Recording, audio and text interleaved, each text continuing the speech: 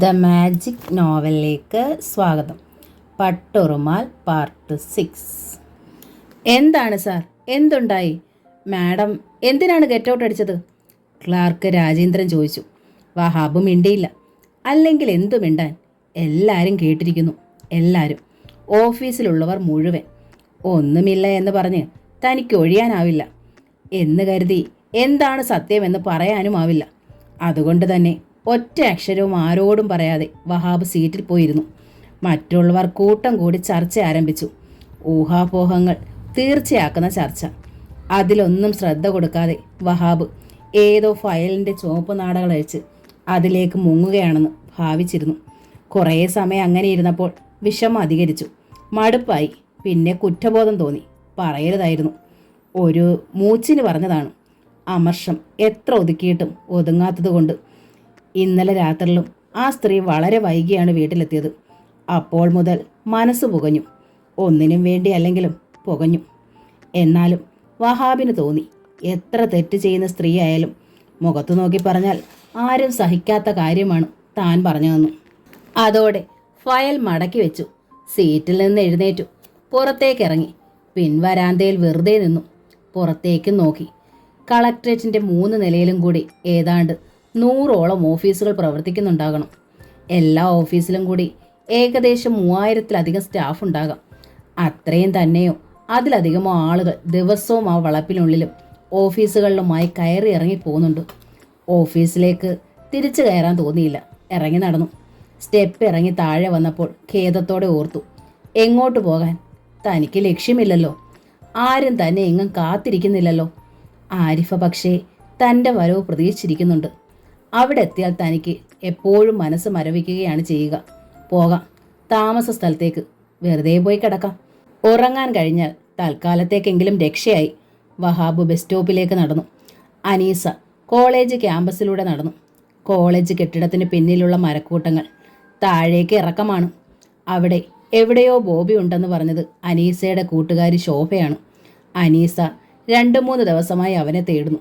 ബോബി കുറച്ച് ദിവസം കോളേജിൽ വന്നില്ല. പിന്നീടുള്ള ദിവസങ്ങളിൽ വന്നാലും ക്ലാസ്സിൽ കയറുന്നില്ല. വെറുതെ ചുറ്റിയടിച്ച് നടക്കും. അനീസ കുന്നിറങ്ങി ചെല്ലുമ്പോൾ കണ്ടു, മരങ്ങൾക്കിടയിൽ പുൽത്തകിടിയിൽ വെറുതെ മലർന്നു കിടക്കുന്ന ബോബി. അരികിൽ ഫയൽ. ക്ലാസ്സിൽ കയറാതിരിക്കുകയോ ഉഴപ്പുകയോ ചെയ്യുന്ന ആളായിരുന്നില്ല ബോബി. പക്ഷേ ഇപ്പോൾ ക്ലാസ്സിൽ കയറിയിട്ട് എത്ര ദിവസങ്ങളായി? താനാണ് എല്ലാറ്റിനും കാരണക്കാരി. സങ്കടത്തള്ളാൽ അനീസ തേങ്ങി. ആ തേങ്ങലിൻ്റെ ചീളുകൾ ബോബിയുടെ ആന്തരാത്മാവിലേക്ക് തെറിച്ചു വീണു. അവൻ്റെ മിഴികൾ തുറന്നു. തനിക്കരികിലിരിക്കുന്ന അനീസയെ അവൻ കണ്ടു. അവൻ ചാടി എണീറ്റിരുന്നതും അവളെ ആഞ്ഞു പുൽകിയതും ഒപ്പം കഴിഞ്ഞു. അനി! അവൻ വിതുമ്പി പൊട്ടി. ബോബി, എൻ്റെ ബോബി! അനീസ അവൻ്റെ ചുമലോട് ചേർന്നിരുന്നു. ഞാൻ പറഞ്ഞു പിരിയാമെന്ന്, പക്ഷേ എനിക്കതിനാവില്ല ബോബി, അവൾ വിതുമ്പി പൊട്ടിക്കൊണ്ട് പറഞ്ഞു. അപ്പോൾ മറ്റൊരാൾ അവളെ കണ്ട് വാക്കുറപ്പിച്ചതും വളയിട്ട് ഉടമ്പടി വെച്ചതും അവൾ പൂർണ്ണമായി മറന്നു കഴിഞ്ഞിരുന്നു. ഈ സാമീപ്യമില്ലാതെ എനിക്ക് വയ്യ ബോബി, അവൾ ആവർത്തിച്ചു. സത്യം? അവളുടെ മുഖം കൈക്കുടന്നയിലെടുത്ത് ആ മിഴികളിലേക്ക് ഉറ്റുനോക്കി അവൻ ചോദിച്ചു. സത്യം, അവൾ പറഞ്ഞു. ഇത്രയും ദിവസം ഉമിത്തിയിനുള്ളിൽ വെന്ത് പിടയുകയായിരുന്നു ബോബി ഞാൻ. അനി! അവൻ വീണ്ടും വിളിച്ചു, നിമന്ത്രണം പോലെ. എന്തോ? കാതരയായി അവൾ വിളി കേട്ടു. അവൻ അവളുടെ നെറ്റിന്മേൽ ചുണ്ടമർത്തി. നനുത്ത തൂവൽ സ്പർശം പോലെ. അവൾ ഒരു നിമിഷം മിഴികൾ അടച്ചുപോയി. സ്വയം മറന്ന് നിർവൃതിയിൽ ലയിച്ച് ഒരു നിമിഷം. അനീസ മുഖം ഉയർത്തി അവൻ്റെ മിഴികളിലേക്ക് നോക്കി. ആ മിഴികൾക്ക് തിളക്കം വെച്ചു. എത്ര ദിവസത്തെ ക്ലാസ് പോയി? ഇനിയെങ്കിലും ക്ലാസ്സിൽ കയറരുതോ? ക്ലാസ്സും റാങ്കും ഒക്കെ പ്രതീക്ഷിക്കുന്ന ആളല്ലേ? അവൾ തെല്ല് കാര്യമായി ചോദിച്ചു. ഇതറിഞ്ഞിട്ടാണോ എന്നെ ഇങ്ങനിട്ട് വേദനിപ്പിച്ചത്? ഞാൻ എൻ്റെ സങ്കടം ആരോടാ പറയുക? അവൾ തേങ്ങി. ചേ, കരയാതെ, അവൻ പറഞ്ഞു. ഇന്നു മുതൽ ഞാൻ പഠനം പുനരാരംഭിക്കുന്നു. PGക്ക് ഞാൻ ഇവിടെ ചേർന്നത് തന്നെ നിന്നെ കാണാനല്ലേ അനി? പപ്പ പറഞ്ഞത് MBAക്ക് ചേരാനാണ്. പഠനം നിർത്തി എന്തെങ്കിലും ജോലിക്ക് ശ്രമിച്ചാലോ ബോബി? അവൾ ശബ്ദം താഴ്ത്തി ചോദിച്ചു. ജോലിക്ക് ശ്രമിക്കാനോ? ഇപ്പോഴോ? എന്തിന്? ഇത് കേട്ടാൽ എൻ്റെ പപ്പ എന്നെ പറപ്പിക്കും പെണ്ണേ. അവൾ മുഖം കുരിച്ചു. അല്ല, എന്താ ഒരു പുതുമ? ഞാൻ പഠനം നിർത്തണമെന്നും ജോലി അന്വേഷിക്കണമെന്നും ഒക്കെ. ഒരുപാട് പഠിച്ച് ഒരുപാട് ഉയരങ്ങളിലെത്തണമായിരുന്നല്ലേ നിൻ്റെ ആശ? എന്നോടും അത് തന്നെ നീ പറയുമായിരുന്നല്ലോ. ഇപ്പോഴെന്തു പറ്റി? ഇപ്പോൾ ഞാൻ പറയുന്നതാണ് ബോബി ഒരു പക്ഷേ ശരി. നമ്മുടെ സ്നേഹം അങ്ങോളം നിൽക്കണമെങ്കിൽ. അവൾ വീണ്ടും തേങ്ങി. എന്ത് ഭ്രാന്താ പെണ്ണെ ഈ പറയുന്നത്? ഭ്രാന്തല്ല ബോബി, സത്യം. ഇത് കണ്ടോ? അനീസ വലത് കൈ ഉയർത്തിട്ട് വള തൊട്ടുകാട്ടി. ഇതെന്താ, വളയോ? അവൻ അത്ഭുതം കൂറി. പുതിയതാ? അതെ, പക്ഷേ ഇതൊരു വെറും വളയല്ല. പിന്നെ മന്ത്രച്ചരട് കെട്ടിയ വളയാണോ? മന്ത്രച്ചരട്, അങ്ങനെയും കരുതാം.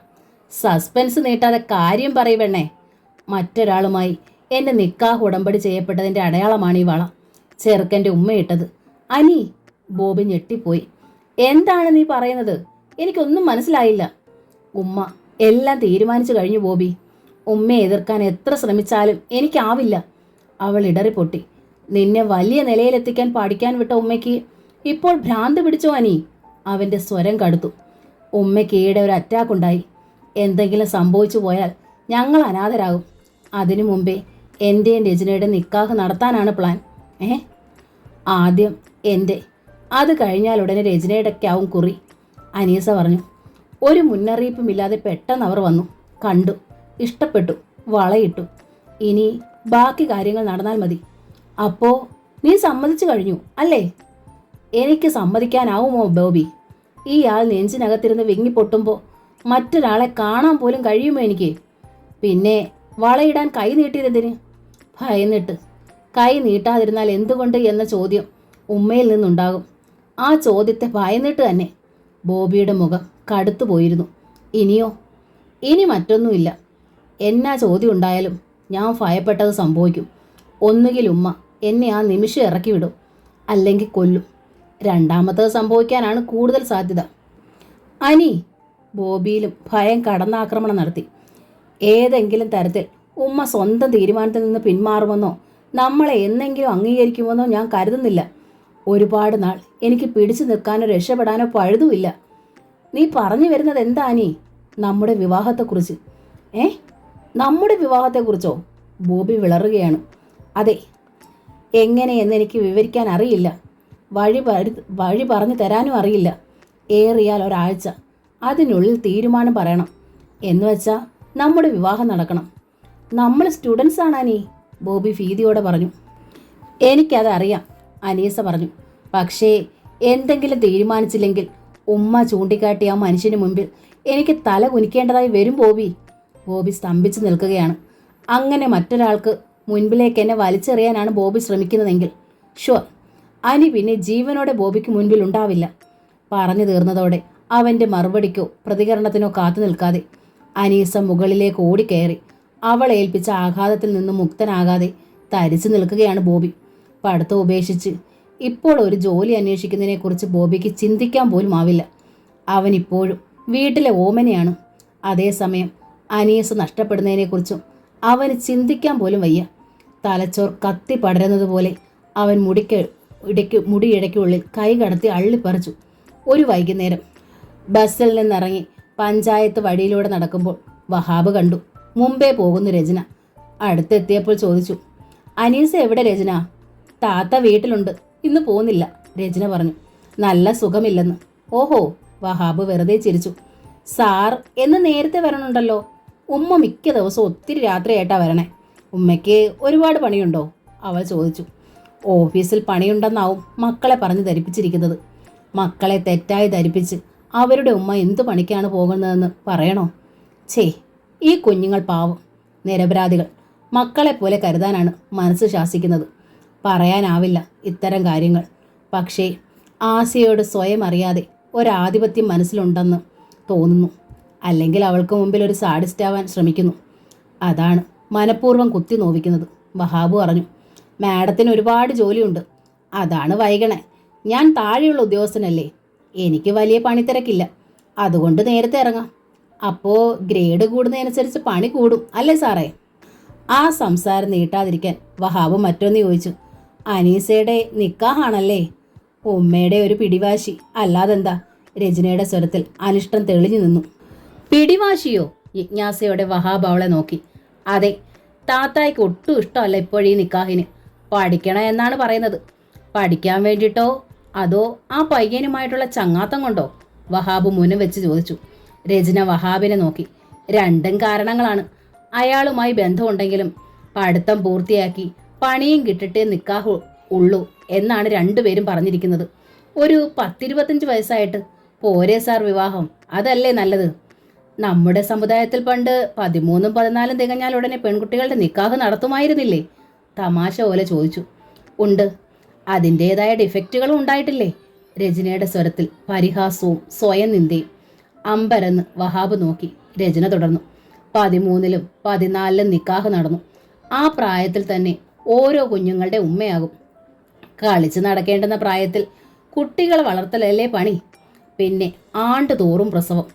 അടുക്കളയ്ക്കുള്ളിൽ നിന്ന് തലയൊന്ന് പുറത്ത് കാട്ടാൻ പറ്റിയിട്ട് വേണ്ടേ പുറം ലോകം കാണാൻ? നമ്മുടെ സ്ത്രീകൾ പുറം ലോകത്തെത്താൻ എത്ര വൈകി?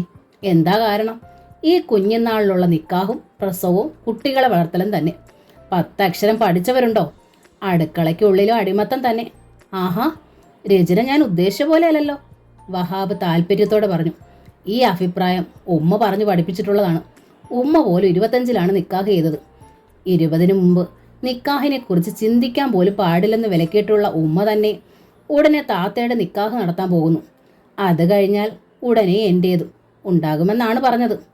രചന തെല്ലമർഷത്തോടെ പറഞ്ഞു. ഉമ്മ ഇങ്ങനെയാണ്, പെട്ടെന്നാണ് ഓരോന്ന് പറയുക. ദുർവാശി. ഈ ദുർവാശിയും കടുപിടുത്തവും തന്നെയാണ് ബാപ്പ പിണങ്ങിയതിന് കാരണവും. അപ്പോഴാണ് എതിരെ ജോൺസണും ഒരു കൂട്ടുകാരനും വന്നത്. അവരെ കടന്നു പോകുമ്പോൾ കേട്ടു.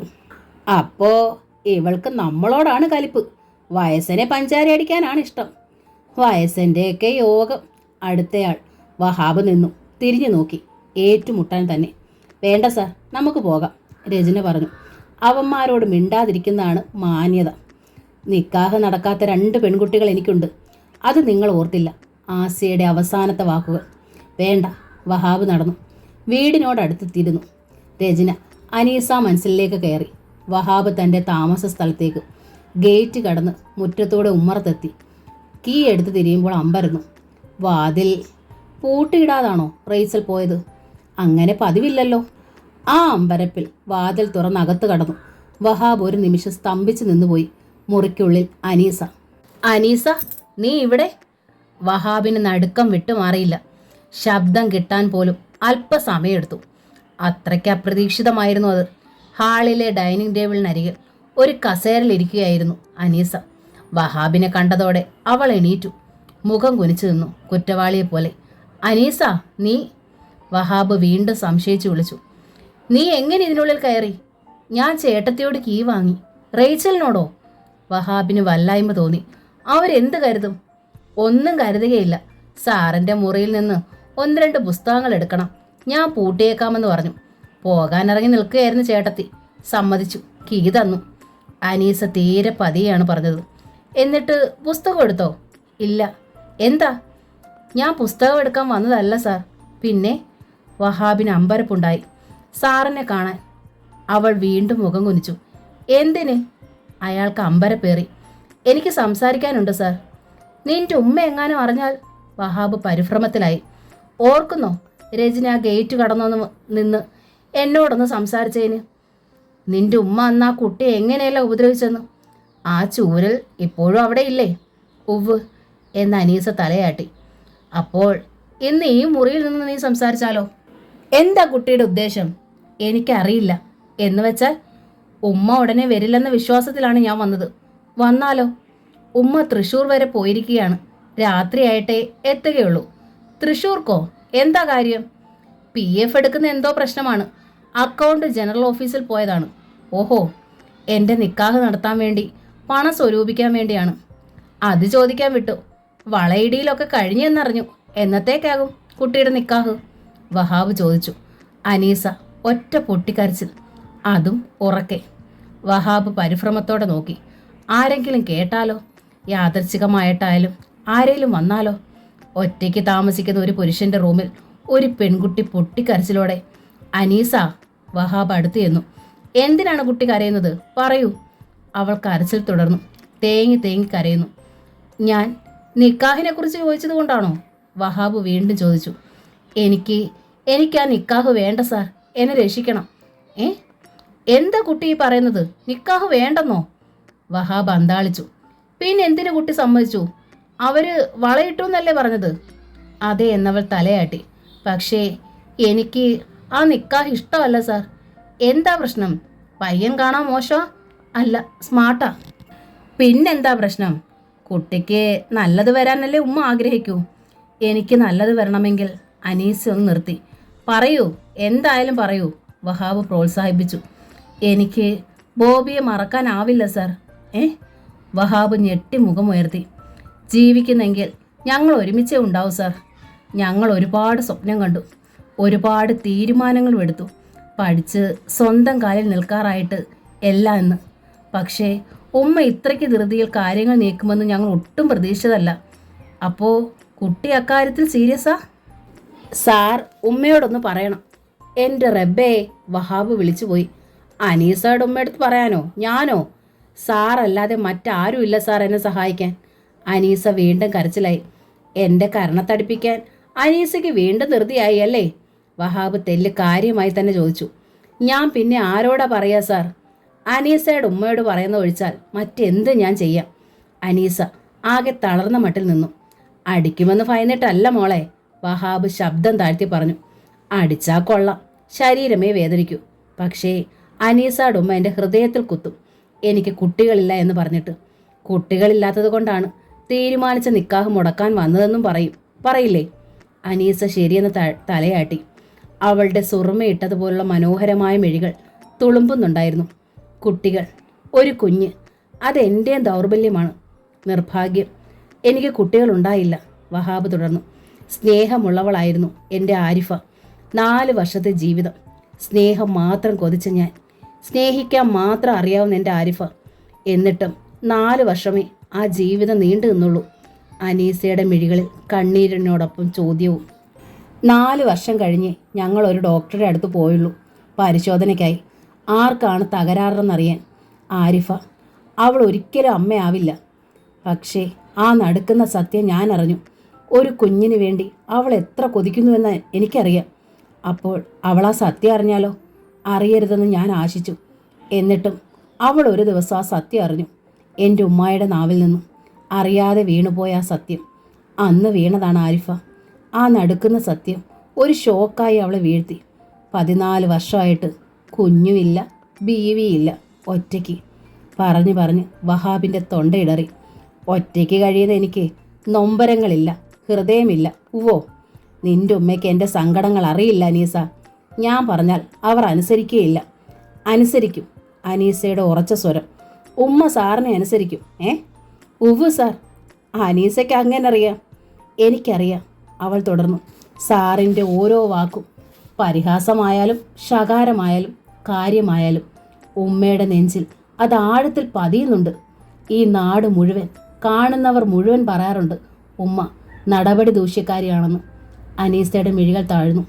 പക്ഷേ സാർ പറഞ്ഞപ്പോൾ മാത്രമാണ് ഉമ്മ മണ്ണെണ്ണജാർ കയ്യിലെടുത്തത്. വഹാബ് സ്തംഭിച്ചു നിന്നു. അതുമ്മയെ ഒരറ്റാക്കിൻ്റെ വക്കിൽ വരെ എത്തിച്ചു. പറയൂ, സാറിൻ്റെ വാക്കിന് ഉമ്മ വില കൽപ്പിക്കുന്നില്ലേ? അനീസ തർക്കിക്കുകയാണ്. വില വയ്ക്കുന്നുണ്ട്. ഈ ലോകം മുഴുവൻ വിളിച്ചോട്ടെ, പക്ഷെ നിങ്ങൾ അങ്ങനെ വിളിക്കരുതായിരുന്നു. നിങ്ങൾ. ആസ്യ തനിക്ക് മുൻപിൽ നിന്ന് അന്ന് സന്ധ്യയ്ക്ക് പറഞ്ഞു തോർത്തു വഹാബ്. അതെ, തൻ്റെ വാക്കുകൾക്ക് വിലയുണ്ട്. സാറിൻ്റെ മകളായി ജനിക്കേണ്ടവളാണ് ഞാൻ എന്നൊരിക്കൽ സാറ് പറഞ്ഞില്ലേ? അനീസ തൻ്റെ ദൗർബല്യത്തിൽ ബലമായി കൈവിരൽ ഊന്നുകയാണ്. അങ്ങനെ എന്നെ കരുതാൻ കഴിയുന്നെങ്കിൽ എന്നെ ഉപേക്ഷിക്കരുത്. എന്നെ ജീവിക്കാൻ അനുവദിക്കണം. അനീസ, വഹാബ് അന്താളിച്ചു. ഈ നിക്കാഹ് നടന്നാൽ 3 തരം ഞാൻ ജീവനോട് അന്നുണ്ടാവില്ല സാർ. വിഡിത്തം പുലമ്പുന്നോ? വഹാബ് അവളെ ശാസിച്ചു. എനിക്ക് ബോബിയെ വേണം, എന്നെ ബോബിക്കും. പരസ്പരം ഞങ്ങൾക്ക് പിരിയാനാവില്ല. പഠിക്കാൻ പോയോ അതോ ജീവിക്കാൻ പോയോ കോളേജിൽ? വഹാബിൻ്റെ സ്വരം കടുത്തുപോയി. സാറിന് എന്നെ ശാസിക്കാം, ശിക്ഷിക്കാം, എന്ത് ചെയ്യാം. പക്ഷേ എനിക്കതിൽ നിന്ന് പിന്മാറാനാവില്ല സാർ. ഒരു പുലർച്ചയിൽ അങ്ങേ വീട്ടുമുറ്റത്ത് സാറിന് എൻ്റെ മയ്യത്ത് കാണാം. അനീസ നിലവിട്ട് തേങ്ങി കരയുകയായിരുന്നു. ഛേ, വഹാബ് പറഞ്ഞു. എന്ത് അസംബന്ധമാണ് ഈ കുട്ടി പറയുന്നത്? മയ്യത്ത് കാണാമെന്നോ? ഞാൻ പിന്നെന്താണ് സാർ ചെയ്യുക? ആ കല്യാണാലോചനക്കാരെ തൽക്കാലം എന്തേലും കൗശലം പറഞ്ഞ് മുടക്കി വിടാൻ പോരെ? വഹാബ് ചോദിച്ചു. എന്ത് കൗശലം പ്രയോഗിച്ചാലും അത് മടങ്ങി പോകില്ല സാർ. മാത്രമല്ല ആ സെക്കൻഡിൽ തന്നെ ഉമ്മ വിവരമറിയും. സാറും പ്രതിക്കൂട്ടിൽ കയറും. വഹാബ് നോക്കി അമ്പരന്നു. ആലോചന അത്ര സ്ട്രോങ് ആണ്. ഉമ്മയുടെ കൂടെ ജോലി ചെയ്തിരുന്ന ഒരു സ്ത്രീയാണ് വന്ന ആളിൻ്റെ ഉമ്മ. അവർ താല്പര്യപ്പെട്ട് ഇങ്ങോട്ട് പറഞ്ഞതാണ് പോലും. ഉമ്മയെക്കുറിച്ചും ഞങ്ങളെക്കുറിച്ചും എല്ലാം അറിയാം. എന്നാൽ രക്ഷയില്ല. വഹാബ് സുല്ലിട്ടു. അതാണ് ഞാൻ പറഞ്ഞത്, ഉമ്മയോട് നേരിട്ടൊന്ന് പറയാൻ. അനീസ പറഞ്ഞു. ഉമ്മ മനസ്സ് വെച്ചാൽ മാത്രമേ ഇത് മുടങ്ങൂ. മുടക്കിയിട്ട് ഒരു 4-5 വർഷത്തേക്ക് ഇനി ആലോചനകളൊന്നും ഉണ്ടാകരുത്. എനിക്ക് പഠിക്കണം. ഒരു ജോലി കിട്ടിയിട്ട് മാത്രമേ നിക്കാഹിൻ്റെ ആവശ്യമുള്ളൂ എന്ന് പറഞ്ഞ് കാര്യം സാധിച്ചാൽ മതി. വഹാബ് അവളെ നോക്കി ഒന്ന് പുഞ്ചിരിച്ചു. പെണ്ണ് തനിക്ക് വക്രബുദ്ധി ഉപദേശിക്കുകയാണല്ലോ. നീ ഇപ്പോൾ പോകൂ അനീസ. എന്തെങ്കിലും ചെയ്യാൻ പറ്റുമോ എന്ന് ഞാനൊന്ന് ആലോചിക്കട്ടെ, എന്നിട്ട് പറയാം പോരെ? വഹാബ് ഒടുവിൽ പറഞ്ഞു. ആലോചിച്ചാൽ പോരെ സാർ, നടക്കണം. നീ പോകൂ. അനീസ വരാന്തയിലേക്ക് ഇറങ്ങി. ഗേറ്റിലിങ്കിലേക്ക് എത്തുമ്പോൾ പരിഭ്രമത്തോടെ രചന ഗേറ്റിങ്കിൽ നിൽക്കുന്നു. ഞാൻ ഭയന്നു. താത്ത എവിടെ പോയെന്നു. ഇരുവരും അകത്തേക്ക് പോകുന്നത് വഹാബ് നോക്കി നിന്നു. എന്ത് ചെയ്യണം? ആസിയോട് പറഞ്ഞ് ആലോചന മുടക്കാനോ? അത് നടക്കുമോ? എന്തായിരിക്കും അവളുടെ പ്രതികരണം? വഹാബിന് അത് തന്നെയായി ചിന്ത. പയ്യൻ പഠിക്കുകയാണ്. ഒരു നിക്കാഹിന് അവൻ തയ്യാറാകുമോ? 2-3 ദിവസം കഴിഞ്ഞ് ഒരു വഴിയിൽ വെച്ച് വഹാബ് രജനിയും അനീസയും കണ്ടു. ആ പയ്യൻ സീരിയസാ? വഹാബ് ചോദിച്ചു. അതെ, അനീസ പറഞ്ഞു. അവൻ പഠിക്കുകയല്ലേ? ആ. ഇപ്പോൾ നിക്കാഹ് നടന്നാൽ എങ്ങനെ കഴിയും നിങ്ങൾ? ഇപ്പോൾ നിക്കാഹ് നടക്കണമെന്നില്ല സാർ, മുടക്കിയാൽ മതി. ഈ നിക്കാഹ് മുടങ്ങിയാൽ പിന്നെ അനീസയ്ക്ക് ആ വീട്ടിൽ കഴിയാമെന്ന് തോന്നുന്നുണ്ടോ? അനീസയുടെ മിഴികളിൽ ഭീതിയായി. രജനിയുടെ. എനിക്ക് പഠിക്കണമെന്ന് പറഞ്ഞിട്ട് അനീസ നിർത്തി. നോ അനീസ, വഹാബ് പറഞ്ഞു. കുട്ടികളെ പോലെ ആവാതെ പഠിക്കണ്ട. നിക്കാഹ് വേണമെന്ന് തീരുമാനിച്ചത് ഉമ്മയാണ്. അനീസയുടെ കാര്യത്തിൽ തീരുമാനമെടുക്കാൻ അധികാരമുള്ള ഏക വ്യക്തി. അനീസ വിളറി. നിന്റെ ഉമ്മയുടെ സ്വഭാവം നിനക്ക് നന്നായിട്ട് അറിയാലോ. ആ സ്ഥിതിക്ക് ആ തീരുമാനത്തെ ചോദ്യം ചെയ്ത് ഇളക്കി മാറ്റുമ്പോൾ ഒപ്പം അനീസയും മാറേണ്ടതായി വരും ആ വീട്ടിൽ നിന്ന്.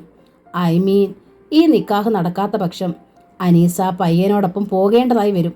എൻ്റെ റബ്ബേ! അനീസയ്ക്ക് വിറയിലായി. രജനിയും ആകെ ഭയന്നു. എനിവേ, എനിക്ക് ആ പയ്യനെ ഒന്ന് കാണണം, സംസാരിക്കണം. എന്നിട്ട് മാത്രമേ ഇതിൽ തലയിടണോ വേണ്ടയോ എന്ന് തീരുമാനിക്കാൻ. എന്താ, അവൻ സ്റ്റേൺ ആണോ എന്ന് അറിയണമല്ലോ. അത് എന്താ, അവൻ വരില്ലാന്നുണ്ടോ? വരും സർ. അനീസ ഇക്കാര്യത്തിൽ എടുക്കുന്നത്ര ഗൗരവം അവനും ഉണ്ടോ എന്ന് എനിക്ക് തീർച്ചയായും അറിയണം. കാരണം ഇതല്പം തീക്കളിയാണ്. അനീസ തലയാട്ടി. നാളെ 4 മണിക്ക് പാർക്കിൽ. അന്ന് നമ്മൾ കണ്ട അതേ സ്ഥലത്ത് ഞാനുണ്ടാവും. അവനോട് വരാൻ പറയൂ. അവൾ അപ്പോഴും തലയാട്ടി. അവൻ മാത്രം വന്നാൽ മതി, അനീസ വരണ്ട, ഓക്കെ? അവൾ അപ്പോഴും തലയാട്ടി. പാർക്ക്. 4 മണി സമയം. കോളേജ് കുട്ടികളും പൊതുജനങ്ങളും ഒക്കെയായി. തിരക്ക് ആരംഭിക്കുന്നതേ ഉള്ളൂ. സിമെൻറ്റ് ബെഞ്ചിലൊന്നിൽ വഹാബ് കാത്തിരുന്നു. 4 മണി, 4:30. അക്ഷമനായി വഹാബ്. അനീസ പറയാഞ്ഞിട്ടോ അതോ തമ്മിൽ കാണാഞ്ഞിട്ടോ? പയ്യൻ ഭയന്നോടിയതോ? വാച്ചിൽ 5 മണി. വഹാബ് എഴുന്നേറ്റു. ഇനി കാത്തിരിക്കേണ്ടതില്ല എന്ന തീരുമാനത്തിൽ തന്നെ. വഹാബ് എഴുന്നേറ്റ് നോക്കുന്നത് ബോബി ഏലിയാസിൻ്റെ മുഖത്ത്. വിളറി വിയർത്ത മുഖം, പരുങ്ങലോടെയാണ് നിൽപ്പ്. വഹാബ് ആ പരുങ്ങൽ ശ്രദ്ധിച്ചു. ഓ, തന്നെ കാത്ത് ഞാൻ 4 മണി മുതൽ ഇരിക്കുന്നു. വഹാബ് തെല്ല് ഗൗരവത്തിൽ പറഞ്ഞു. അതെ, അനി പറഞ്ഞു.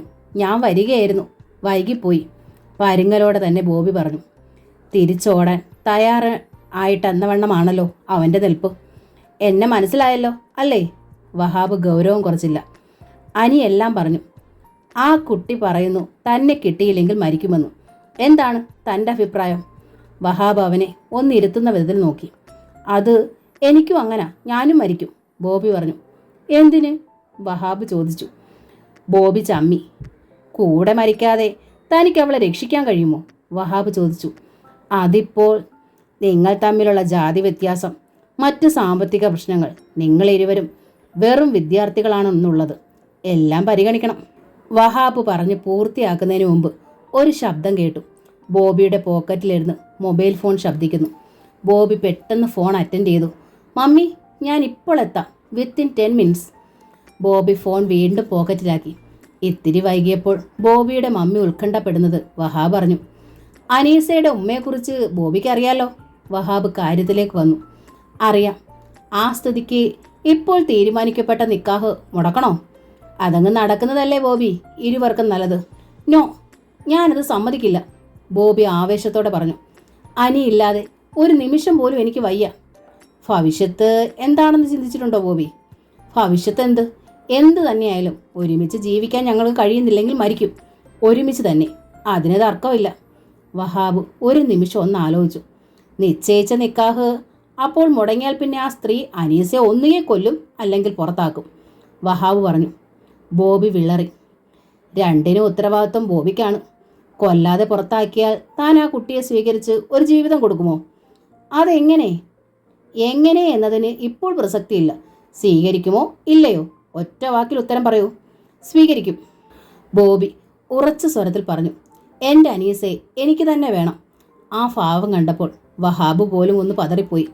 കണ്ണുമടച്ച് തന്നെയാണ് ബോബി നിൽക്കുന്നത്. വഹാബ് ഒരു നിമിഷം അവനെ ശ്രദ്ധിച്ചു നിന്നു. ബോബി, ശാന്തമായിട്ടാണ് വഹാബ് വിളിച്ചത്. അവൻ കണ്ണുകൾ തുറന്നു. തനിക്ക് എത്ര വയസ്സുണ്ട്? 23. സ്വന്തമായി വരുമാനമില്ലാത്ത 23കാരനായ വിദ്യാർത്ഥി ഒരു പെണ്ണിനെ എങ്ങനെ പോറ്റു? ബോബിയിൽ ഒരു നടുക്കം കണ്ടു. പറയൂ, എന്ത് വഴി ബോബി കണ്ടിട്ടുണ്ട്? എങ്ങനെ നടപ്പാക്കും? ബോബിയുടെ മുഖം കുനിഞ്ഞു. അവൻ പതിയെ പറഞ്ഞു, എനിക്കറിയില്ല. അറിയില്ല, വഹാബ് അമ്പരപ്പിലെടുത്ത് ചോദിച്ചു. അറിയില്ലേ? പിന്നെ ആ കുട്ടിയെ സ്വീകരിക്കുമെന്ന് പറഞ്ഞതോ? സ്വീകരിക്കും, എനിക്ക് അവളെ വേണം. അവളില്ലാതെ എനിക്ക് ജീവിക്കാൻ വയ്യ സാർ. ബോബിയുടെ ഭാവം ദയനീയമായി, ശബ്ദവും. ജീവിക്കാൻ വഴിയില്ലാതെ മരണം സ്വീകരിച്ചാലോ ബോബി? വഴിയൊന്നും കണ്ടില്ലെങ്കിൽ ഞങ്ങൾ മരിക്കും, ദൃഢസ്വരം. അപ്പോൾ ആ കുട്ടിയെ വിളിച്ചിറക്കിക്കൊണ്ടുവന്ന് കൊല്ലാനാണ് പ്ലാൻ അല്ലേ? വഹാബ് വീണ്ടും ഗൗരവത്തിലായി. ഞാൻ പിന്നെ എന്താ സാർ വേണ്ടത്? നിസ്സഹായതയുടെ സ്വരം. വഹാബ് ബോബിയുടെ തോളിൽ കൈയിട്ടു. ഒരു കൊച്ചു സുഹൃത്തിനെ എന്നവണ്ണം അവന് ചേർത്ത് പിടിച്ചു. ആ സിമെന്റ് ബെഞ്ചിൽ ഇരുവരും ഇരുന്നു. താൻ ഇത്ര സില്ലിയാകാതെ, വഹാബ് പറഞ്ഞു. അനീസ ഉൾക്കൊണ്ട ധൈര്യമെങ്കിലും തനിക്കുണ്ടാകണ്ടേ? ബോബി മൗനം. തൻ്റെ വീട്ടിൽ ഈ ബന്ധത്തെക്കുറിച്ച് അറിയാമോ? ഇല്ല. പറഞ്ഞാലോ? അയ്യോ, പപ്പ എന്നെ കൊല്ലും, ബോബി ഭയന്നു. തൻ്റെ പപ്പ കൊല്ലും, അവിടെ ഉമ്മ കൊല്ലും. ഭേഷ്, സ്നേഹിക്കാൻ പറ്റിയ ജോഡികൾ. വഹാബ് ചിരിച്ചുപോയി. സാർ, സ്നേഹിച്ചു പോയി, ഒന്നും മനഃപൂർവ്വമല്ല. ഇങ്ങനെയൊക്കെ ഇത്രത്തോളം വന്നു. മറക്കാനോ വേണ്ടെന്ന് വെക്കാനോ കഴിയുന്നില്ല. ബോബി ഏതാണ്ടൊരു തേങ്ങൽ പോലെയാണ് പറഞ്ഞത്. ഇങ്ങനെയൊക്കെ ഇത്ര പെട്ടെന്നുണ്ടാകുമെന്ന് ഞാൻ പ്രതീക്ഷിച്ചില്ല. വഹാബ് അവനെ മനസ്സിലാക്കുകയായിരുന്നു. എൻജിനീയറിങ്ങിനോ MBAക്കോ പോകുന്നതായിരുന്നു പപ്പയ്ക്കിഷ്ടം. അനീസെ എന്നും കാണാൻ വേണ്ടിയാണ് ഞാൻ PGക്ക് അവിടെ ചേർന്നത്. ഒരു MPhil എടുക്കുക, ഏതെങ്കിലും കോളേജിൽ കയറി പറ്റുക. അനീസയെയും എത്താവുന്നിടത്തോളം പഠിപ്പിക്കുന്നതിലാണ് അവളുടെ ഉമ്മയുടെ താല്പര്യം എന്നും അറിഞ്ഞു. എനിക്കൊരു സെറ്റപ്പായി കഴിഞ്ഞാൽ ആരുടെയും സമ്മതമില്ലാതെയും ഞങ്ങൾക്ക് ഒരുമിക്കാം. കുറച്ചുനാൾ അങ്ങനെ കഴിയുമ്പോൾ എല്ലാം ശരിയാകുക എന്ന് ഉറപ്പുണ്ടായിരുന്നു എനിക്ക്. അതായിരുന്നു കണക്ക് കൂട്ടലും. പക്ഷേ ഇപ്പോൾ അനീസയുടെ ഉമ്മ എല്ലാ കണക്ക് കൂട്ടലും തെറ്റിച്ചു. അതാണ് ഉണ്ടായത്. ബോബി പറഞ്ഞ ഭാഗം വളരെ ശരിയായ ഒന്നാണെന്ന് വഹാബിന് തോന്നി. പ്ലാൻ ചെയ്ത പ്രകാരമാണെങ്കിൽ എല്ലാം നടക്കും. പക്ഷേ ഇപ്പോൾ എല്ലാ പ്ലാനും തെറ്റിയില്ലേ? ഇനിയോ? അതാണ് പ്രശ്നം. ഒരു വിവാഹത്തെക്കുറിച്ച് ബോബിയുടെ വീട്ടുകാർ ഇപ്പോൾ ആലോചിച്ചിട്ടേ ഇല്ല. പഠിച്ചുകൊണ്ടിരിക്കുന്ന പയ്യന് വിവാഹമോ? വീട്ടിൽ നിന്ന് കൊടുക്കുന്ന പോക്കറ്റ് മണി കൊണ്ട് അടിച്ചു പൊളിച്ച് ക്യാമ്പസിൽ വിളസുന്ന മകനു വേണ്ടി ഏതൊരപ്പനാണ് വിവാഹം ആലോചിക്കുക? മാത്രമല്ല, പഠിക്കാൻ പോകുന്നവനൊരു ദിവസം ഒരു പെണ്ണുമായി കയറി വന്നാൽ ഏത് മാതാപിതാക്കൾ സ്വീകരിക്കും? അതും അന്യമതക്കാരിയെ വീട്ടിൽ നിന്ന് അടിച്ചിറക്കി വിടും. അതോടെ നിലവിലുള്ള പോക്കറ്റ് മണി പോലും നഷ്ടമാകും. ആ നിലയ്ക്ക് ജീവിക്കാൻ എന്തു ചെയ്യും? പഠനം നിർത്തി ഞാനൊരു ജോലിക്ക് ശ്രമിച്ചാലോ? ബോബി ചോദിച്ചു. എന്ത് ജോലി? എന്ത് ജോലിയാണ്? ബോബിയും കൈമലർത്തി. ഏതെങ്കിലും പാരലൽ കോളേജിൽ പഠിപ്പിക്കാനാവും. 500 1000 കയ്യിൽ മാസശമ്പളമായി കിട്ടിയേക്കും. മതിയോ? വഹാബ് ചോദിച്ചു. മാസം 2000-ലധികം രൂപ ക്യാമ്പസിൽ അടിച്ചു പൊളിക്കാൻ പോക്കറ്റ് മണിയായി കിട്ടിക്കൊണ്ടിരിക്കുന്ന ബോബിക്ക് 1000 രൂപ മാസശമ്പളമോ? അതും അവനും ഒപ്പം ഒരു പെണ്ണിനും കഴിയാൻ? ബോബിക്ക് കണ്ണു തള്ളി. ബോബിയുടെ പപ്പ എക്സിക്യൂട്ടീവ് എഞ്ചിനീയറാണ്. പോരാത്തതിന് ധാരാളം സ്വത്തുക്കൾ വേറെ. എല്ലാറ്റിനും ഒറ്റ ആളേ ഉള്ളൂ അവകാശിയായിട്ട്. അവനാണ് ബോബി. ധാരാളിച്ചാണ് ജീവിതം. ആ സ്ഥിതിക്ക് 1000 രൂപയിൽ എങ്ങനെ ജീവിതം കൂട്ടും? തനിക്ക് സ്വന്തമായി അക്കൗണ്ട്സ് ഒന്നുമില്ലേ? വഹാബ് ചോദിച്ചു. എൻ്റെ പേരിൽ അക്കൗണ്ട്സ് ഉണ്ട്. 1-2 ലക്ഷം രൂപയുണ്ടാകും. Then easy. ആ പണം വിഡ്രോ ചെയ്യുക. സ്വന്തമായി ഒരു ചെറിയ ബിസിനസ് ആരംഭിക്കുക.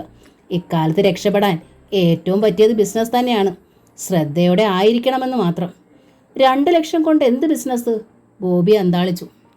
ലക്ഷങ്ങളെക്കുറിച്ച് മാത്രം താൻ ചിന്തിക്കുന്നത് കൊണ്ടാണതങ്ങനെ. 2 ലക്ഷം കൊണ്ടും ബിസിനസ് ആരംഭിക്കാമടോ ബോബി. ചെറിയ തോതിലാണെന്ന് മാത്രം. അല്പസ്വല്പം വല്ലതും പോരാതെ വന്നാൽ ഞാൻ സഹായിക്കാമെന്ന് വഹാബ് ബോബി ഉത്സാഹിപ്പിക്കാൻ തോളത്തൊന്ന് തട്ടി. ബോബി ചിരിച്ചു. എന്താണ് ഞാൻ ചെയ്യേണ്ടത്? ഒക്കെ ചെയ്യാമടോ. ആദ്യം താനൊന്ന് ഉഷാറാകുക, ചിന്തിക്കുക, നല്ലവണ്ണം ചിന്തിക്കണം. പഠനം നിർത്തുക, ബിസിനസ് ആരംഭിക്കുക, വിവാഹം നടത്തുക, അതും അന്യമതക്കാരിയെ. ഇത് 3 അത്ര നിസ്സാരപ്പെട്ടതല്ല. ഒരുപാട് ചിന്തിക്കാനുണ്ട്. 3നെക്കുറിച്ചും ചിന്തിക്കണം. എന്നിട്ട് നല്ലതെന്ന് ഉറപ്പിച്ചു തോന്നുന്ന കാര്യത്തിൽ മാത്രം തീരുമാനിക്കുക. എന്നിട്ട് മുമ്പോട്ട് നീങ്ങിയാൽ മതി. ബോബി അപ്പോഴും പുഞ്ചിരിച്ചു, ഒരാശ്വാസം ലഭിച്ച മട്ടിൽ. ഒരാഴ്ച സമയം തരുന്നു. ഈ 3 കാര്യങ്ങളിലും ഏറ്റവും നല്ല തീരുമാനത്തോടെ നമുക്കിവിടെ തന്നെ സന്ധിക്കാം. യെസ് എന്നായാലും നോ എന്നായാലും. ഓക്കെ. ബോബി വഹാബിന് കൈ കൊടുത്തു. ഇരുവരും ഒരുമിച്ചാണ് പാർക്കിന് വെളിയിലേക്ക് നടന്നത്. നടക്കുമ്പോഴും അവന് ധൈര്യം കൊടുക്കാൻ വേണ്ടി വഹാബ് ഓരോന്ന് പറഞ്ഞിരുന്നു. ഗേറ്റിന് വെളിയിൽ ഇറങ്ങിയപ്പോഴാണ് ഒരു ടാറ്റാ സുമോ അവർക്കരികിൽ സഡൻ ബ്രേക്കിട്ട് നിന്നത്. ബോബി ഞെട്ടിപ്പോയി. പിൻസീറ്റിലിരിക്കുന്ന എക്സിക്യൂട്ടീവ് എഞ്ചിനീയർ ഏലിയാസ് വെളിയിലേക്ക് തല നീട്ടി. നീ എന്താ ഇവിടെ? വെറുതെ. ബോബി വിളറി വിയർത്തു.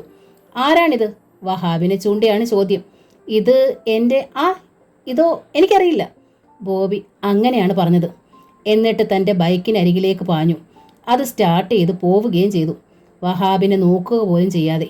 ബൈക്ക് പോയ പിന്നാലെ ടാറ്റാ സുമോയ് നീങ്ങി. വഹാബ് ചിരിച്ചുപോയി. ആരാണ് വെള്ളത്തിലാവുക? ബോബിയോ അനീസയോ? ഈ പയ്യൻ പാവമാണ്. പപ്പയുടെ മുമ്പിൽ മുട്ടുവിറയ്ക്കുന്ന പരുവം. ഇവൻ്റെ തീരുമാനം എന്താകും? ബോബിയോട് സംസാരിച്ചതും ബോബിയുടെ മറുപടി ഒക്കെ അനീസ വഴിയിൽ കാത്തുനിന്ന് തന്നെ വഹാബിൽ നിന്നറിഞ്ഞു. അവൾ ദീർഘമായി നിശ്വസിച്ചു. ആ മുഖം പ്രഫുല്ലമായി. സ്വപ്നം സാക്ഷാത്കരിക്കുന്നതിൻ്റെ ആഹ്ലാദം ആ മുഖത്തുണ്ടായി. ഒരാഴ്ച കഴിഞ്ഞിട്ട് നമുക്ക് പ്രവർത്തിക്കാം. എല്ലാം കഴിഞ്ഞ് ആസി അറിയാവൂ. വഹാബ് താക്കീത് നൽകി. അതുവരെ യാതൊരു സംശയത്തിനും ഇട നൽകാൻ പാടില്ല. അനീസ അക്കാര്യം സമ്മതിച്ചു. രചന പോലും അതറിഞ്ഞതുമില്ല. ബോബിയോടും അനീസയോടും പദ്ധതികൾ വിവരിക്കുമ്പോഴും പ്രോത്സാഹനം നൽകുമ്പോഴും വഹാബ് മനസ്സാ പ്രാർത്ഥിച്ചു. ഇലാഹി, ഈ കുഞ്ഞുങ്ങളുടെ മനസ്സ് മാറണേ. അബദ്ധമൊന്നും തോന്നിച്ചേക്കരുതേ. അനീസ ആ വീട്ടിൽ നിന്നിറങ്ങിയാൽ അതോടെ ആസി തകരും, ആ വീട് തകരും. അതേ അനുഭവമായിരിക്കും ഒരേ ഒരു മകൻ ഇറങ്ങിയാൽ എക്സിക്യൂട്ടീവ് എഞ്ചിനീയർ ഏലിയാസിനും ഉണ്ടാവുക. അതൊക്കെ പറഞ്ഞ് അവരെ തിരുത്താൻ നോക്കിയാലോ? വാശി കയറി രണ്ടുപേരും മരണത്തിലേക്ക് എടുത്തു ചാടിയാലോ? നല്ലത്. അവർക്ക് ആലോചിക്കാൻ സമയം നൽകുകയാണ്. മുള്ളിനെ മുള്ളുകൊണ്ടെടുക്കാം. 2 കുടുംബങ്ങളും തകരാൻ പാടില്ല. കുട്ടികൾക്ക് നാശവും സംഭവിക്കരുത്. അതിനുള്ള വഴിയെന്ത്? അത് വേണം ഇനി ആലോചിക്കാൻ. പിന്നീട് വഹാബിൻ്റെ ചിന്തയിൽ ഓരോ നിമിഷവും ആ അന്വേഷണമായിരുന്നു. പട്ടുറുമാൽ എന്ന നോവലിൻ്റെ ഈ ഭാഗം ഇവിടെ പൂർണ്ണമാവുകയാണ്. ഈ നോവൽ നിങ്ങൾക്ക് ഇഷ്ടമായെങ്കിൽ ലൈക്ക് ചെയ്ത്, ഷെയർ ചെയ്ത്, സബ്സ്ക്രൈബ് ചെയ്യണേ. Thank you.